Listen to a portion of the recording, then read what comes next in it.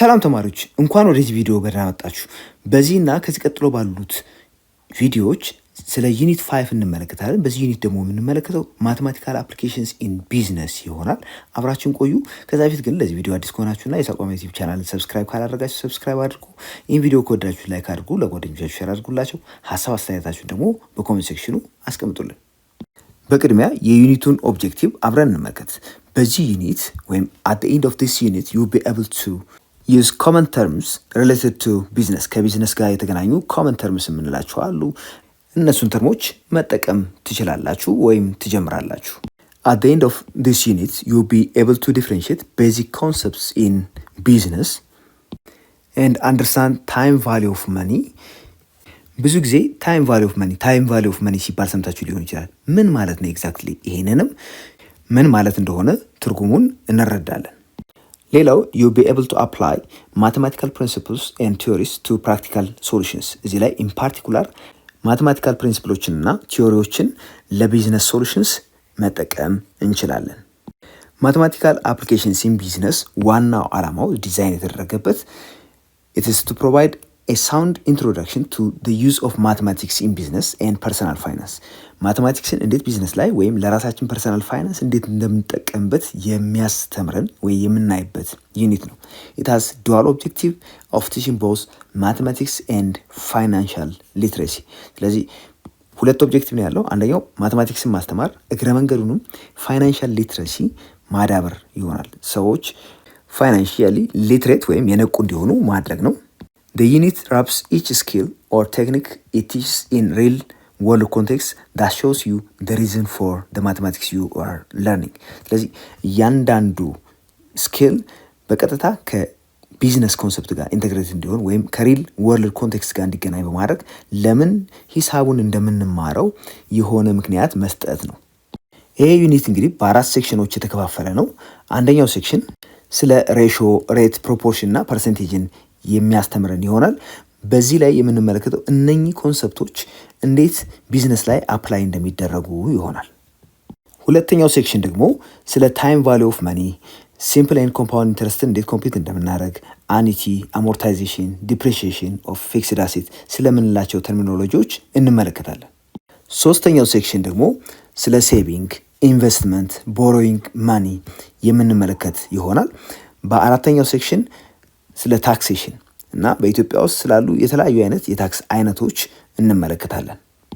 እያንዳንዱ ሴክሽን የተለያዩ አይነት ፕሮብለሞች ኢን ፓርቲኩላር ቢዝነስ አክቲቪቲዎችን በተመለከቱ ያሉ ፕሮብለሞችን የምንመለከትበት ይሆናል። ኢን አዲሽን ስፕሬድሺትን በመጠቀም የተወሰኑ ፕሮብለሞችን እንዴት ኮምፒውት እንደምናደርግም እንመለከታለን። ቤዚክ ማቴማቲካል ኮንሰፕትስ ኢን ቢዝነስ ብለን ከምንጠራቸው ሀሳቦች ውስጥ አንደኛ የሆነውን ሬሾን እንመለከታለን። The concept of ratio, rate, proportion and percentage are widely used whenever we deal with business in our daily activities። እንግዲህ ስለ ቢዝነስ ስናወራ ሜይንሊ ሬሾ፣ ሬት፣ ፕሮፖርሽን እና ፐርሰንቴጅ በስፋት አገልግሎት ላይ የሚውሉ ናቸው። So in this section you will learn how ratios, rates, proportion and percent are used in many ኤቭሪዴይ ፕሮብለምስ በተለያዩ ኤቭሪዴይ ፕሮብለምስ ላይ እንዴት እነኚህ ኮንሰፕቶች ሬሾ፣ ሬት፣ ፕሮፖርሽን እና ፐርሰንቴጅ የምንላቸው አገልግሎት ላይ እንደምናውላቸው እንመለከታለን። የመጀመሪያውን አክቲቪቲ እንመልከት። በዚህ አክቲቪቲ when S supermarket offers a 25% discount on vegetables and Y supermarket advertises buy 4 get 1 free። እዚህ ላይ እንግዲህ ሱፐርማርኬት ኤስ አድቨርታይዝ ያደረገው 25% ዲስካውንት አለ ቬጅተብል ላይ ነው የሚለው። ዋይ ደግሞ አድቨርታይዝ ያደርገው ባይ 4 ጌት 1 ፍሪ። ስለዚህ ሁለቱም የተለያየ አይነት አፕሮች ነው የተከተሉት። the price conscious shopper must decide which one is better offer if she intends to buy 5 packages of vegetables። ስለዚህ የትኛው ሱፐርማርኬት ላይ ብትገዛ የተሻለ ያዋጣታል ለሾፐሯ። እንግዲህ ኤስ ኦፈር የሚያደርገው 25% ዲስካውንት ሲሆን ዋይ ደግሞ ኦፈር የሚያደርገው 4 ከገዛችሁ አንዱን በነፃ እሰጣለሁ ነው የሚለው። ስለዚህ የትኛው የሚሻል ይመስላችኋል? ሾፐሯ መግዛት የፈለገችው 5 ፓኬጅ ኦፍ ቬጅተብል ስለሆነ የአንዱን ፓኬጅ ፕራይስ ፒ ነው ብንል የአምስቱ ፓኬጆች ዋጋ ወይም 5 ፓኬጅ ኦፍ ቬጅተብል ዋጋ ያለምንም ድርድር ወይም ምንም አይነት ዲል ባይኖር ፒ ሲባዛ በ5 ነው የምናደርገው። ስለዚህ 5 ፒ ይሆናል ማለት ነው። እንግዲህ ፒ ማለት የአንዱ ፕራይስ ነው፣ የአንዱ ፓኬጅ ፕራይስ ነው። የመጀመሪያው ሱፐርማርኬት ኤስ ኦፈር ያደረገው 25% ዲስካውንት ስለሆነ ከ5 ፒው 25% ዲስካውንት ያደርጋል ማለት ቀሪውን 75% ያስከፍላል ማለት ነው። ስለዚህ ሱፐርማርኬት ኤስ ሁሉንም ፓኬጆች 5ቱን ፓኬጆች ብትገዛ የሚኖረው ቶታል ፕራይስ እኩል ይሆናል 75 ሲካፈል ለ100 75% ስለምትከፍል ሲባዛ ለ5 ፒ እናድርገዋለን። የዚህ ቫልዩ ደግሞ 3.75 ሲባዛ በፒ ይሆናል። 5ቱን ፓኬጅ ሱፐርማርኬት ዋይ ላይ ብትገዛ 4ቱ ከፍላ አንዱን በነፃ እንደምትወስድ ነው አድቨርታይዝ የተደረገው። ስለዚህ የአንዱ ፕራይስ ወይም የአንዱ ፓኬጅ ፕራይስ ፒ ነው ብንል ቶታል ፕራይሱ የአምስቱ ስንት ነው የሚሆነው? 4 ሲባዛ በፒ ለምን? አንደኛው በነፃ ስለሆነ። ስለዚህ እዚህ ጋር እንደምትመለከቱት የአንዱ ፓኬት ዋጋ ፒ ቢሆን ሱፐርማርኬት ኤስ ላይ ቢገዛ 3.75 ፒ ነው ኮስት የሚያደርገው የአምስቱ። ሱፐርማርኬት ዋይ ላይ ቢገዛ ደግሞ 4 ፒ ነው ኮስት የሚያደርገው። ስለዚህ ከነኚህ ከሁለቱ የትኛው ይበልጣል? በግልጽ 4 ፒ የበለጠ ነው። ስለዚህ የትኛው የተሻለ አማራጭ ነው ማለት ነው? ዝቅተኛ ፕራይስ የሚያስከፍለው ሱፐርማርኬት ኤስ ነው። ለምን? 3.75 ኦፍ ዩኒት ፕራይስ ወይም ፒ ስለሚያስከፍል። ይህም በቀላሉ ለመረዳት እንዲያስችለን የአንዱን ፓኬጅ ፕራይስ ፒን 10 ብር ወይም 1 ብር አድርገን መውሰድ እንችላለን። 10 ብር ብናደርገው ለምሳሌ 3.75 ሲባዛ በ10 37.5 ይመጣል። ፒው 10 ስለሆነ 4 ሲባዛ በ10 40 ይመጣል። ስለዚህ 37.5 ብር ከ40 ብር በማነሱ ምክንያት የተሻለው አማራጭ ከኤስ መግዛት ይሆናል። ከዚህ በመቀጠል ስለ ሬሾ ምንነትና ሬሾን ፕራክቲካል ፕሮብለሞች ላይ እንዴት እንደምንጠቀምበት እንመለከታለን። ስለ ሬሾ ስናስብ በቀጥታ አእምሯችን ላይ የሚመጣው ሁለት ቁጥሮችን የምናገናኝበት መንገድ እንደሆነ ነው። ሶ ኤ ሬሾ which is a comparison of two numbers by division is the quotient obtained if the first number is divided by the second number። ስለዚህ አንደኛውን ቁጥር ለሌላኛው በማካፈል የምናገኘው ሪዛልት ነው ሬሾ የሚባለው ወይም ኮሸንት። ስለዚህ since a ratio is the quotient of two numbers divided in a definite order, care must be taken to write each ratio in intended order። ለምሳሌ ኤን በቢ የምናካፍል ከሆነ ሬሾ ኦፍ ኤ ቱ ቢ እና ቢን ለኤ ስናካፍል የምናገኘው ሬሾ ኦፍ ቢ ቱ ኤ የተለያዩ ነገሮች ናቸው። ስለዚህ የትኛው መጀመሪያ መምጣት እንዳለበት፣ ቀጥሎ መምጣት ያለበት ደግሞ የትኛው እንደሆነ በደንብ ማወቅ ተገቢ ነው። ለምሳሌ ሬሾ ኦፍ 6 to 1 እንዴት ነው የምንጽፈው? ይህን በቀላሉ በፍራክሽን 6 ሲካፈል ለ1 ወይም 6 ኦቨር 1 ብለን መጻፍ እንችላለን። ወይም ደግሞ በኮለን 6 to 1 አድርገን እንደዚህ እንጽፏለን። 6 to 1 ማለት ነው 6 colon 1። In general, the ratio of A to B can be expressed as A over B or A divided by B or A to B። ስለዚህ A colon B እነኚህ ሁሉ አማራጮች ኤ ቱ ቢን ኤክስፕረስ ለማድረግ ወይም ሬሾ ኦፍ ኤ ቱ ቢን ለመለየት የምንጠቀምባቸው መንገዶች ናቸው። ሬሾን ስንሰራ ማወቅ ያለብን አንዱ ነገር ሁለት ኳንቲቲዎችን ሬሾ ለመስራት በመጀመሪያ ኳንቲቲዎቹ በተመሳሳይ ዩኒት የተገለጹ መሆናቸውን ማረጋገጥ አለብን። ቱ ፋይንድ ሬሾ ኦፍ ቱ ኳንቲቲስ ቦዝ ኳንቲቲስ መስት ቢ ኤክስፕረስድ ኢን ተርምስ ኦፍ ዘ ሴም ዩኒት ኦፍ ሜዥር ቢፎር ዴር ኮሸንት ኢዝ ዲተርሚንድ።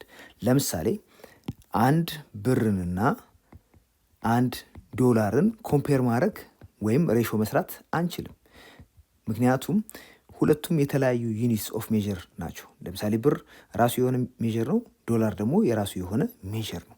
እንደዚህ ሁሉ ለምሳሌ 50 ሜትርንና 1 ኪሎ ሜትር ቢሰጠን በእነኚህ ሁለቱ ቁጥሮች መካከል ሬሾ መስራት ወይም የእነዚህን ቁጥሮች ሬሾ መስራት አንችልም አንለስ ሜትሩን ወደ ኪሎ ሜትር ወይም ኪሎ ሜትሩን ወደ ሜትር ካልቀየር ነው በቀር።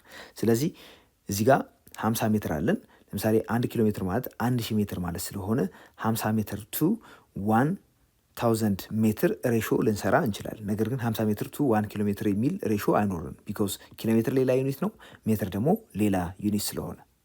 ፎር ኤግዛምፕል ቱ ኮምፔር the value of US dollar to Japanese yen, we first convert yen to dollar and then find the ratios። ወይም ዶላርን ወደ የን በመቀየር ከዛ ሬሾውን መስራት እንችላለን። ለምሳሌ 1 ዶላር 103 የን ስለሆነ the ratio of yen to dollar 1 ለ103 ነው ማለት እንችላለን። እዚህ ጋር እንግዲህ 103 የ1 ዶላር ዋጋ ነው በየን therefore $1 is worth 103 times as much as Japanese yen. The ratio has no unit of measurement. እዚህ ጋር እንግዲህ ስናካፍል የምናገኘው ዩኒት ኦፍ ሜዠርመንት አይኖረንም። ለምን? የን በየን ስለሚጣፋ ማለት ነው። አንድ የን እንግዲህ 103 ጋር ከዶላር ኮምፔር የሚደረግ ይሆናል። ኤግዛምፕል ዋት ኢዝ ዘ ሬሽዮ ኦፍ 2 ማይልስ ቱ 1 ኪሎ ሜትር ይለናል። እንግዲህ አንደኛው ማይል ነው፣ ሌላኛው ደግሞ ኪሎ ሜትር ስለሆነ በመጀመሪያ ዩኒት ኦፍ ሜዠርመንቱን መቀየር አለብን። በመጀመሪያ 1 ማይል ማለት አፕሮክሲሜትሊ 1.6 ኪሎ ሜትር ማለት ስለሆነ 2 ማይል ስንት ይሆናል ማለት ነው? 2 ማይል እኩል ይሆናል 3.2 ኪሎ ሜትር ይሆናል። በዚህ መሰረት 2 ማይልን ያም ማለት 3.2 ኪሎ ሜትርን ለ1 ኪሎ ሜትር በማካፈል ሬሾውን ማግኘት እንችላለን። ዜርፎር ደ ሬሾ 3.2 ኪሎ ሜትር ቱ 1 ኪሎ ሜትር አድርገን ማስቀመጥ እንችላለን። ይሄ ማለት ደግሞ 3.2 ሲካፈል ለ1 ሁለቱም ኪሎ ሜትር ስለሆነ ኪሎ ሜትር ብለን ማስቀመጥ ይቻላል። ኪሎ ሜትር በኪሎ ሜትር ስለሚጣፋ እዚህ ጋር ፋይናል የምናገኘው ሪዛልት 3.2 አንደኛ ይሆናል። እዚህ ላይ ኒውመሬተሩን ዲኖሚኔተሩን ወደ ሆል ነምበር መቀየር ከፈለግን 3.2ን በ10 ይህንንም እንደዚሁ በ10 በማባዛት እንዲያርገን ማስቀመጥ እንችላለን። 32 ሲካፈል ለ10 ይሄ ፈርዘር ሲምፕሊፋይ ሲደረግ የምናገኘው ሪዛልት 16 አምስተኛ ይሆናል። በመሆኑም ይህም በሬሾ ስንገልጸው የምናገኘው ሪዛልት 16 to 5 ወይም 16:5 ብለን ማስቀመጥ እንችላለን። ኤግዛምፕል 2 the following table gives the number of teachers in a given school according to their education level and sex.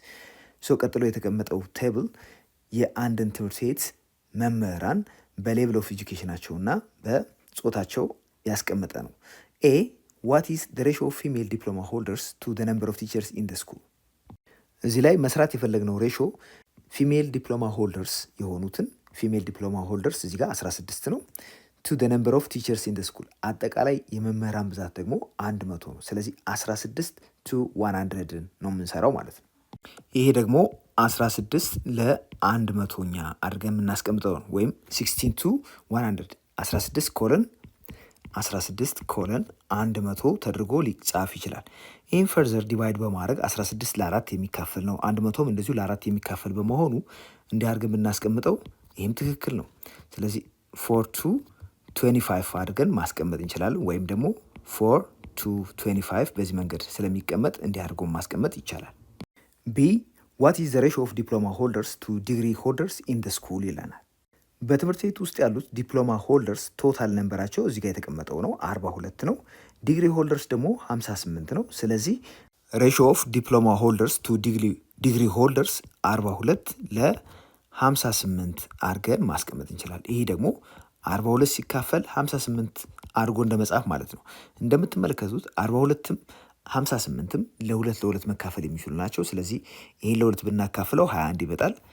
ዜርፎር 21 29ኛ ስለሚመጣ ይህን 21 to 29 አድርገን ማስቀመጥ እንችላለን። አክቲቪቲ 5.2 ኢን ኢትዮጵያ ባንክ ብራንችስ ቱ ፖፑሌሽን ሬሾ was 1 to 83,195 in 2010 but this ratio has been changed to 1 to 17,732 in 2019. Discuss if this ratio has changed ይላል።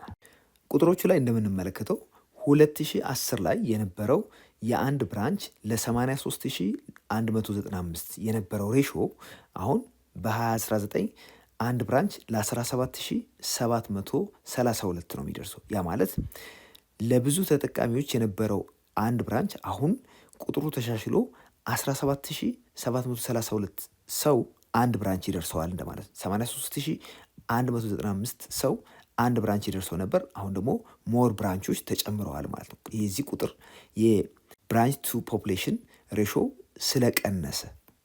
ኤክሰርሳይዝ 5.1 question number 1 there are a total of 200 people in a certain art school.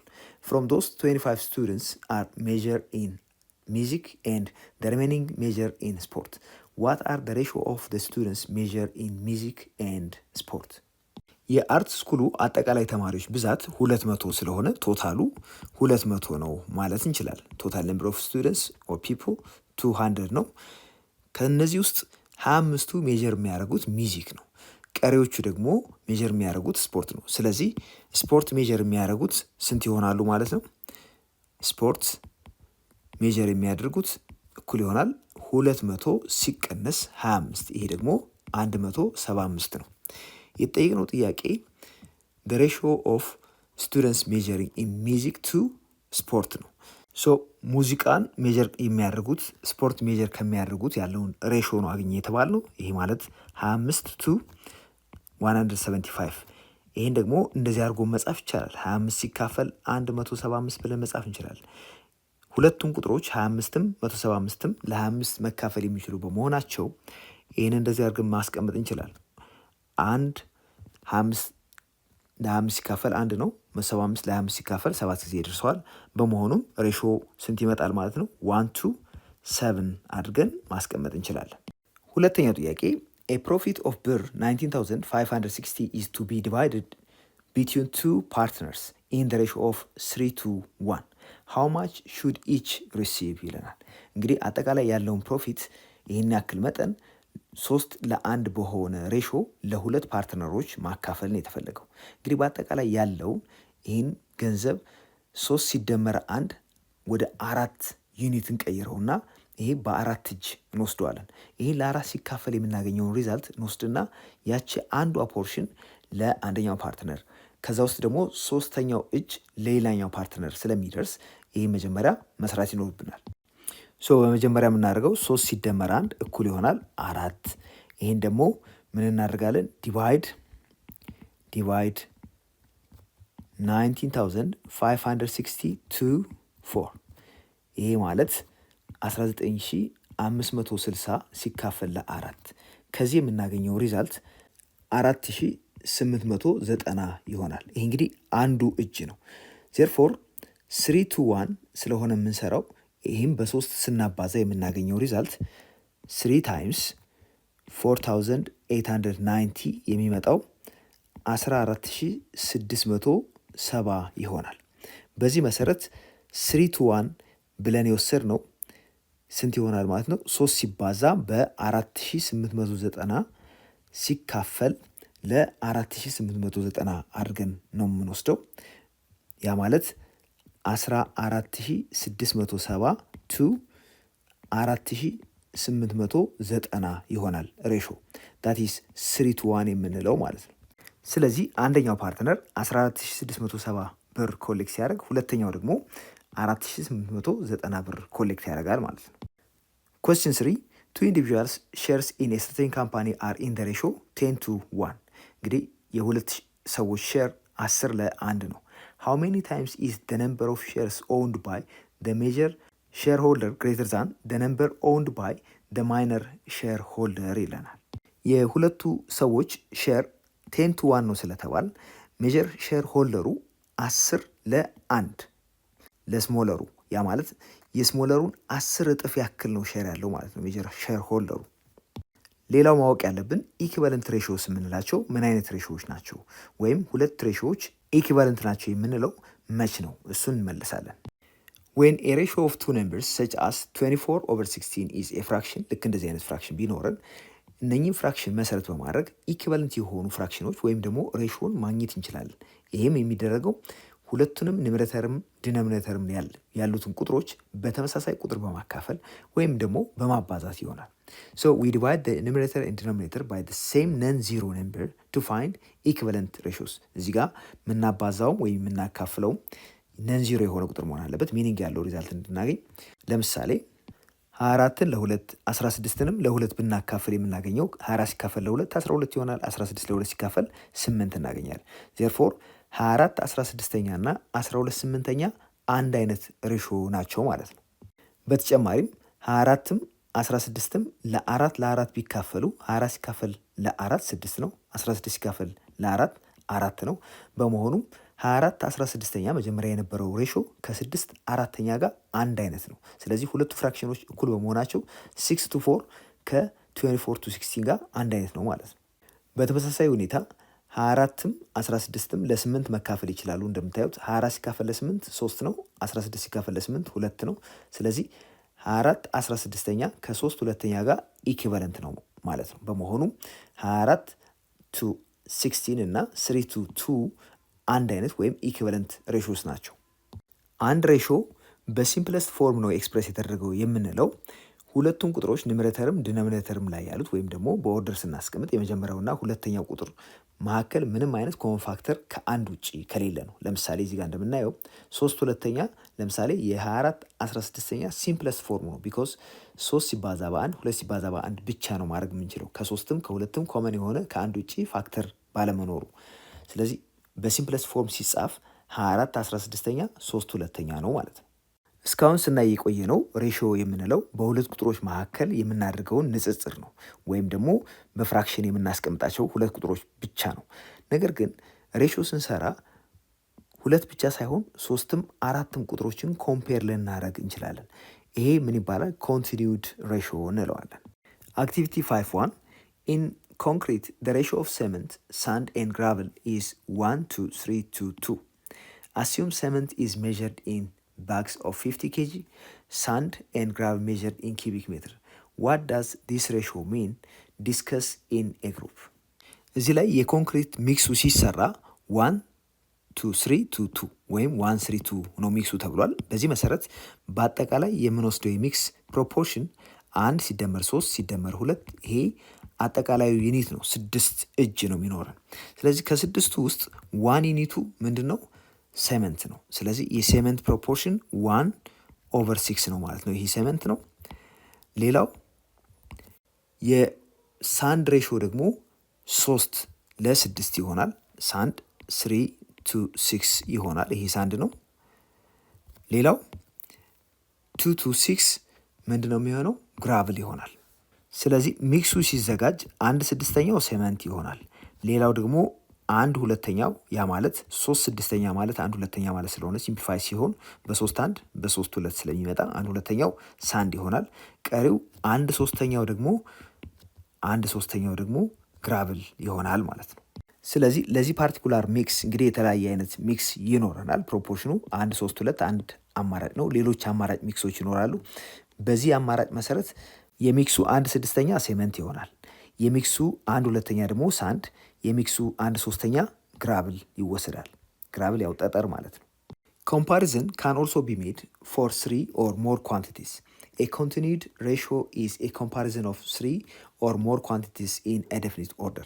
ቀደም ሲል እንዳየ ነው የኮንክሪት ሚክሱ ሴመንት፣ ሳንድ እና አግሪጌት ወይም ደግሞ ግራብል ሬሾ አስቀምጠናል። ይሄ ሬሾ ኮመንሊ 1:2:3 ተደርጎ ወይም 1:3 ተብሎ ሊቀመጥ ይችላል። ወይም ደግሞ 1:3:4 የተለያየ አይነት ሬሾዎች አሉ። እዚህ ጋር እንደምንመለከተው እንግዲህ ከሁለት በላይ የሆኑ ቁጥሮችን እያወዳደር ነው። 1 2 3 The length of a rectangular box is 75 centimeters. The width is 60 centimeters and the height is 45 centimeters. The ratio of length to width is 75:60. እንግዲህ ሌንግዙ 75 ሴንቲሜትር ነው ስለተባልን እና ዊድዙ ደግሞ 60 ነው ስለተባል የሁለቱ ሬሾ 75:60 ይሆናል። ኤንድ ዊድዝ ቱ ሃይት ዊድዙ 60 ነው፣ ሃይቱ ደግሞ 45 ነው። ስለዚህ 60 ለ45 ይሆናል። then we can write this ratio as continued ratio ያ ማለት 75 ለ60 then 45 አድርገን በዚህ መንገድ ማስቀመጥ እንችላለን። እንደምትመለከቱት the measure of the length, the width and the height በዚህ መንገድ ሬሾ ቢቀመጥም እነኚህ ቁጥሮች ፈርዘር ሲምፕሊፋይ ሊደረጉ የሚችሉ ስለሆነ እንደምታየው 75 ለ15 መካፈል ይችላል፣ 60ም እንደዚሁ ለ15 መካፈል ይችላል፣ 45ም ለ15 መካፈል ይችላል። ስለዚህ 45ን ለ15 እናካፍለው 3 ይመጣል። 60ን ለ15 4፣ 75ን ለ15 እናካፍል 5 ይመጣል። በመሆኑ 5 then 4 2 3 አድርገን ሬሾውን በዚህ መንገድ ማስቀመጥ እንችላለን። as a remark in determining the ratio of certain parameters units of measurement must be the same ያ ማለት እንግዲህ ፓራሜትሮችን ሬሾ ስንሰራ ዩኒት ኦፍ ሜዠርመንታቸው አንድ አይነት መሆኑን ማረጋገጥ ይኖርብናል። ኤግዛምፕል 3 allocate ብር 1500 in the continued ratio to 0.37 እንግዲህ ይህን በኮንቲኒዩድ ሬሽዮ ስናስቀምጥ ይህን ብር በመጀመሪያ አጠቃላይ ያለውን መጠን ፓርቱ ስንት እንደሆነ 2 ሲደመር 3 ሲደመር 7 እሱን ማግኘት ይኖርብናል። ሶ አሎኬት የምናደርገው ፓርት 2 ሲደመር 3 ሲደመር 7 የዚህ ሪዛልት ደግሞ 12 ነው። ስለዚህ በአጠቃላይ 12 ዩኒት እንዳለን አድርገን እናስባለን። አጠቃላዩም በ12 በማካፈል የምናገኘውን ሪዛልት እንመልከት። 1500 ሲካፈል ለ12 ይሄ 125 ይመጣል። ስለዚህ አንዷ ፓርት 125 ነች። ስለዚህ የመጀመሪያው ሁለት ፓርቱን ስለሚወስድ 2 ሲባዛ በ125 ስንት እንደሚመጣ እንመልከት። 2 ሲባዛ በ125 ይሄ ደግሞ 250 ይሆናል። ይሄ አንደኛው ፓርት ነው። ሌላኛው 3 ሲባዛ በ125 ይሄ ደግሞ 375 ይመጣል። በመቀጠል 7 ሲባዛ በ125 ይሄ ደግሞ 875 ብር ይመጣል። ስለዚህ 1500 ብርን በ237 ሬሾ ኮንቲኒዩድ ሬሾ አሎኬት ብናደርግ የሚመጣው የመጀመሪያው 250 ብር፣ ቀጥሎ ያለው 375 ብር፣ ሶስተኛው ደግሞ 875 ብር ይደርሰዋል። ኤግዛምፕል 4 the ratio of the angles of a quadrilateral are in the ratio 7 9 10 10 what is the measure of the angle of a quadrilateral? እንግዲህ ሬሾ 7 9 10 10 ተደርጎ ነው የተቀመጠው። አንድ ኳድሪላተራል ኢንተሪየር አንግሎቹ ድምር 360 እንደሆነ እናውቃለን። ዜርፎር አንደኛው ፓርት ስንት እንደሆነ የ360 እሱን አይደንቲፋይ ካደረግን ያ ሲባዛ በ7 ያ ሲባዛ በ9 ያ ሲባዛ በ10 ከዛ ሲባዛ በ10 አድርገን የእያንዳንዱን ኢንተሪየር አንግል ሜጀር ማግኘት እንችላለን፣ ወይም ሬሾቸውን በዛ መንገድ ማስቀመጥ እንችላለን። ሶ ኢንተሪየር አንግሉ 360 ዲግሪ ነው። በመቀጠል የምናደርገው 7 ሲደመር 9 ሲደመር 10 ሲደመር 10 ይሄ እንግዲህ ፕሮፖርሽኑ ነው፣ እኩል ይሆናል። ሬሾቸው 7 ሲደመር 9 16 ሲደመር 10 26 ሲደመር 10 36 ይመጣል። ከዛ የምናደርገው ምንድን ነው 360 ሲካፈል ለ36 እናደርገዋለን። ከዚህ የምናገኘው 10 ዲግሪ ነው። በመሆኑ እያንዳንዱን በዚህ መንገድ ማስቀመጥ እንችላለን። 7 ሲባዛ በ10 ዲግሪ ስንት ይመጣል?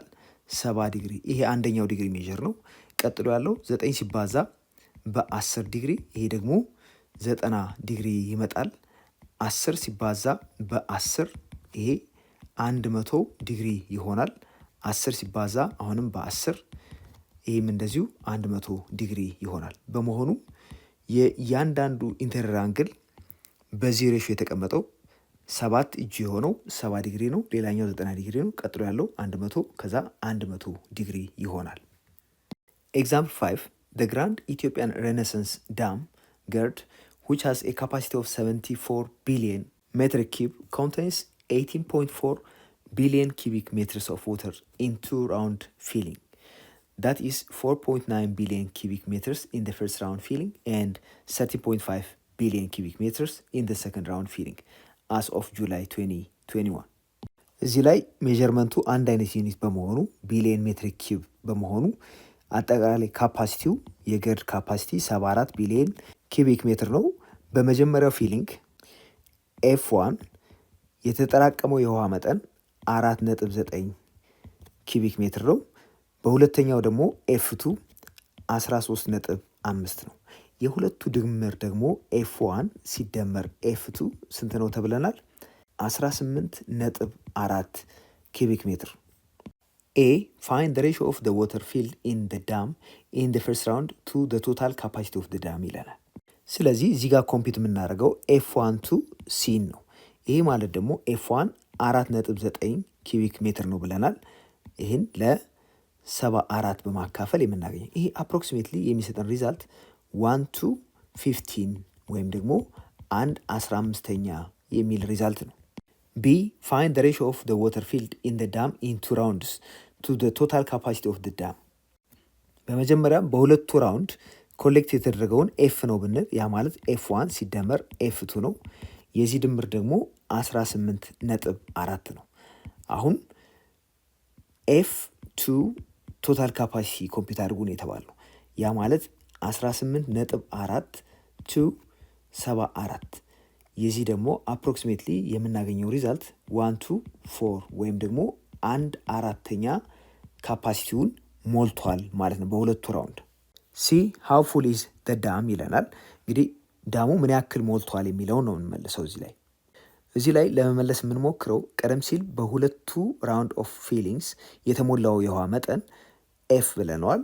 ኤፍ ደግሞ ከአጠቃላይ ካፓሲቲው 1/4 እንደሆነ አይተናል። በመሆኑም ዳሙ በዚህ ስቴጅ ሁለት ዙር ከተሞላ በኋላ የሚኖረው ካፓሲቲ 1/4 ሞልቷል ነው የምንለው። ኤክሰርሳይዝ 5 question number 1 a sum of money was divided between Deborah, Khalid and Masfin in the ratio of 5 to 3 to 1 respectively. Deborah has received birr 3,500 for how much money was there to start with? እዚህ ላይ ሰጠን ፓርት ቱ ፓርት ሬሾ ስለሆነ 5 ለ3 ለ1 5 to 3 to 1 የሚል ሬሾ ነው። ስለዚህ እያንዳንዱ የያዘው ፓርት 5 የዲቦራ ነው፣ 3 ፓርቱ ደግሞ የካሊድ፣ 1 ፓርቱ ደግሞ የመስፍን ነው። እነዚህም በመደመር ቶታሉን ማግኘት እንችላለን። ያ ማለት 5 ሲደመር 3 ሲደመር 1 የዚህ ሪዛልት ደግሞ 9 ነው። ስለዚህ ዲቦራ የሚደርሳት ከአጠቃላዩ 5/9 ነው።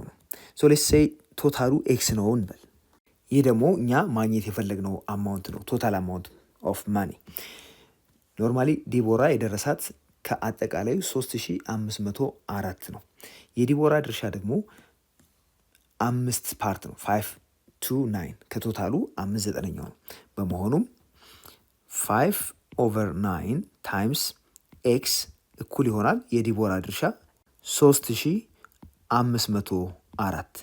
ይህ ማለት የኤክስ ወይም ቶታል መጠኑ 9 ሲባዛ በ3504 ሲካፈል ለ5 ይሆናል። ይሄ ደግሞ 6307.2 ይመጣል። ስለዚህ በአጠቃላይ ያለው አቬለብል ብር ይህን ያክል ነው ማለት ነው። ሁለተኛ ጥያቄ a block of wood whose length is twice as its width and its height is 1/2 of its width. Write in the lowest term the ratio of length to width to height. በመጀመሪያ ለአሰራር እንዲመችን ሌንግዙን ኤል ዊድዙን ደግሞ ደብሊው ሃይቱን ደግሞ ኤች ነው ብለን እናስቀምጥ። እዚህ ላይ እንደተሰጠን the length is twice the width ይለናል። ያ ማለት the length equals 2 times of w ነው ማለት ነው። አንድ ሌላው the height is 1/2 of its width ይለናል። ስለዚህ ኤቹ ኤች እኩል ይሆናል 1/2 ታይምስ ደብሊው ነው ማለት ነው። ይህም ፈርዘር ራይት ብናደርገው ደብሊው ኢዝ ኢኳል ቱ 2 ታይምስ ኤች ነው ማለት ነው። እንደምትመለከቱት ኤሉ ትዋይስ ኦፍ ደብሊው ነው፣ ደብሊው ደግሞ ትዋይስ ኦፍ ኤች ነው። በዚህ መሰረት ትንሹ ኤች ነው። ኤችን በሁለት ስናባዛ ደብሊው እናገኛለን። ኤልን ለማግኘት ደግሞ ደብሊውን በሁለት ማባዛት ይኖርብናል። በዚህ መሰረት ኤሉን እንደዚህ አድርገን መጻፍ እንችላለን። ወይም ሌንግዙ እኩል ይሆናል ትዋይስ ኦፍ ደብሊው በመሆኑ ትዋይስ ኦፍ ደብሊው ማለት ደግሞ 2 ታይምስ 2ኤች ማለት ነው። ይሄ 4 ታይምስ ኤች ነው። አሁን በሬሾ አስቀምጡት ተብለናል። ራይት ኢን ደ ሎስት ተርም ደ ሬሾ ኦፍ ሌንግዝ ቱ ዊድዝ ቱ ሃይት። በዚህ መሰረት ኤል ቱ ደብሊው ቱ ኤች ብናስቀምጥ የምናገኘው ኤሉ 4ኤች ነው፣ ደብሊው ደግሞ 2ኤች ነው። ከዛ ኤች አድርገን እናስቀምጠዋለን። እያንዳንዱን ለኤች ብናካፍል የምናገኘው ሪዛልት 4 2 2 2 1 የሚል ይሆናል። ሶስተኛ ጥያቄ ኤክስፕረስ ኢች ኦፍ ዘ ፎሎዊንግ ሬሾ ኢን ዘ ሲምፕለስት ፎርም ይለናል። ኤ 1.5 hour to 30 minutes። እንደምታዩት ይሄኛው በሰዓት የተገለጸ ሲሆን ይህ ደግሞ በደቂቃ ነው። ስለዚህ ሁለቱንም ወደ አንድ አይነት ዩኒት ኦፍ ሜዥር መቀየር አለብን። ሁሌም ሬሾ ስንሰራ የሰጡንን ፓራሜትሮች ወደ አንድ አይነት ዩኒት የመቀየሩ ስራ የመጀመሪያው ስራ ነው። ዜርፎር 1 ሰዓት ተኩልን ወደ ሚኒት ስንቀይረው የምናገኘው 90 ደቂቃ ይሆናል። አሁን ሬሾ መውሰድ እንችላለን። 1 ሰዓት ተኩል ወደ ሚኒት ሲቀየር 90 ደቂቃ መጥቷል። 90 ለ30 አድርገን እንወስዳለን።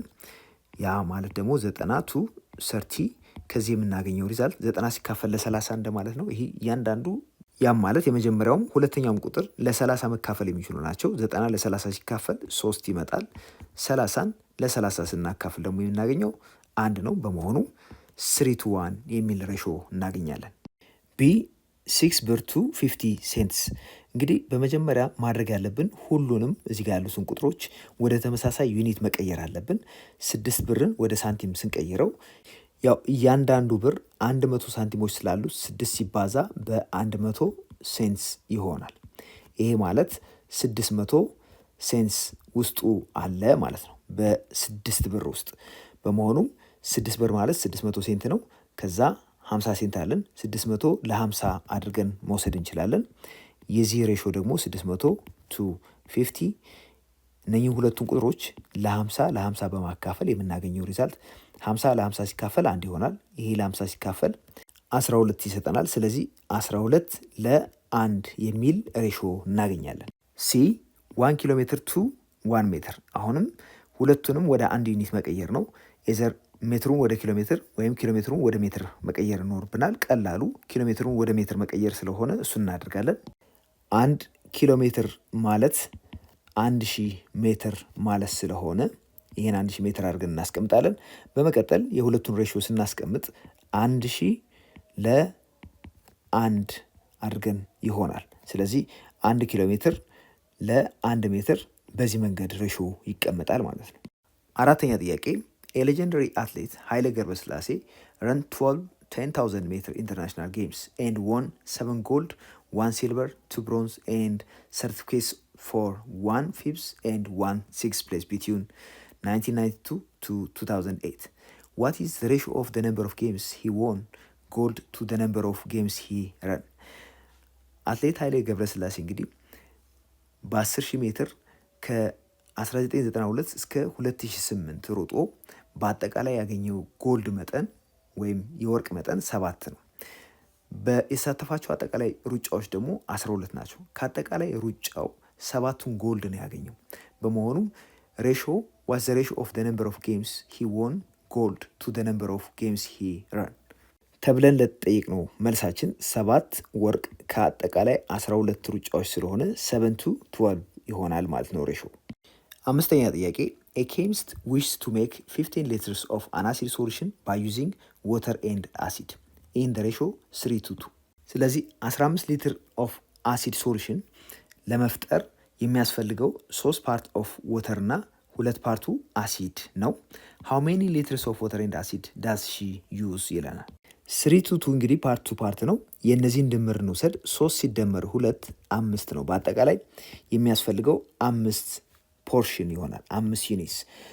የወተሩን ፓርት ቱ ሆል ሬሾ ብንሰራ 3/5 ይሆናል። የአሲዱ ደግሞ 2/5 ነው የሚሆነው። በመሆኑም አጠቃላይ ያለው ወይም የሚፈልገው 15 ሊትር ስለሆነ የሚያስፈልገው የወተር መጠን 3/5 ሲባዛ በ15 አድርገን የምናገኘው ነው። ይሄ ደግሞ 9 ሊትር ይሆናል። 9 ሊትር ኦፍ ወተር ይሆናል። አሲዱ 2 ፓርት ኦፍ ደ ሆል ስለሆነ 2 ሲካፈል ለ5 ሲባዛ በ15 እናደርገዋለን። ከዚህ የምናገኘው ደግሞ 6 ሊትር ይሆናል። ስለሆነም የሚያስፈልገው 9 ሊትር ውሃና 6 ሊትር አሲድ በመቀላቀል 9 ሲደመር 6 15 ሊትር የአሲድ ሶሉሽን ይፈጠራል ወይም ደግሞ ይሰራል እንደማለት ነው።